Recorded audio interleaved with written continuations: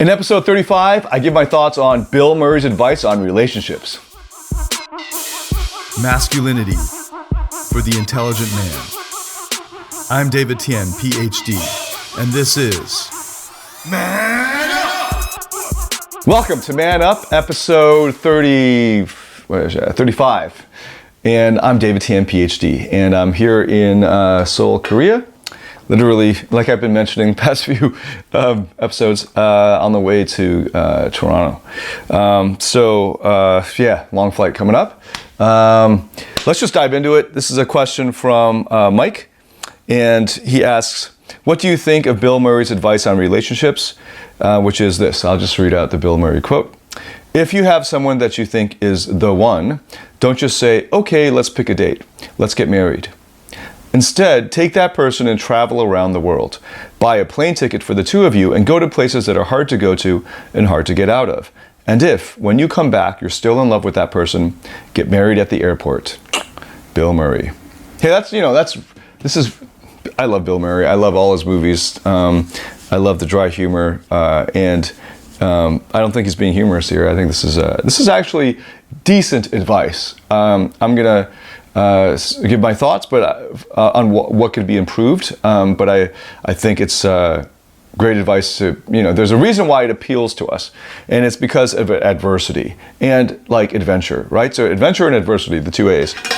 So you want to see what your mate is going to be like, your partner is going to be like under adversity, under adverse conditions, and you can find those while having fun. So if you travel a lot and you go to places, what did you say, that were difficult, go to places that are hard to go to and hard to get out of.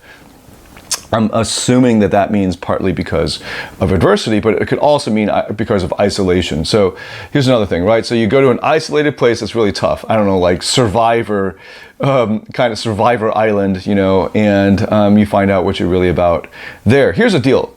Adversity is good for actually forming bonds. So if you want two people to get along really well, just throw them on the same team against a challenge and they will bond. Even if like in peacetime they wouldn't get along, in wartime, because they're allies and there's a threat and they have to team up to make things work, they will. And that's part of human psychology. I mean, most of the times they will. Sometimes they'll get into a big fight, an argument, but if the challenge is pressing enough, they're usually going to have to rise up to meet the challenge. If they're on the same team, they have to see themselves as on the same team. And if it's the two of you, you go buy a plane ticket, you go to some isolated place, and there's some adversity there. It's going to be challenging, but it's also going to be fun. And that's why the peacetime, wartime analogy is good, because it's actually really easy to give a girl and a guy a great relationship if you're always traveling. I should know, I'm in a different country every week, and it's always exciting. New, uncertainty, variety, and drama is built into the rhythm of the relationship, just getting on day to day. The real challenge, so that's actually, it's not a great way to test a relationship, because you're like having lots of fun when you're traveling. I mean, who doesn't?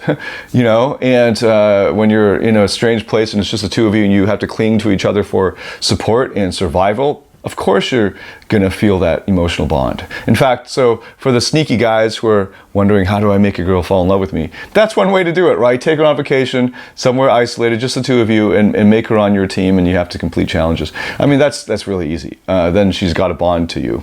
I don't know if it's worth the trouble of thinking of that as an actual strategy, or if it's feasible for some guys, but I travel every week, so I'm telling you that this works. But it's best if you don't do it as a strategy. It's just got to be part of the way your life is. Now, here's the deal. It's not a great way to test a relationship, because relationships will always be good if there's a challenge that the two of you need to come together to face. And if it's fun and new, if you're going to uncertain places with a lot of variety and unpredictability, it's going to be a lot of spontaneous adventure, right? And especially if you have to overcome some challenge, it'll be a bonding experience. The real challenge comes from peacetime, when the mundane, the routine, the habits set in, where you have to work 5 days a week from whatever 8 to 6, and she does as well, and you come back tired at the end of the day, and these little nagging things happen, and you compromise in some way at work or in your career, and that comes across in your a compromise in your masculinity. She feels it in her feminine essence.